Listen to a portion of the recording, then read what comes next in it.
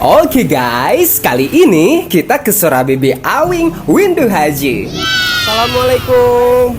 Tahu gak guys, ini tuh adalah salah satu Sorabi legend di kota Kuningan. Sorabi teh tos berapa tahun?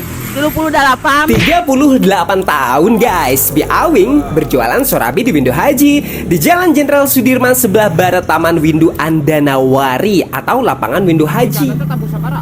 Tabu setengah opat. Pas subuh. Subuh.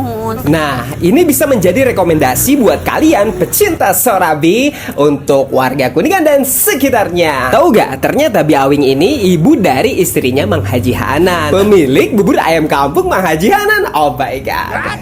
Hargi Sorabi di dieu teh mulai ti hargi sabaraha? 2.500 sampai 6.000 nganggo telur gitu. Polos 25. Yuk kita cobain Sorabi Legend Biawing Windu Haji.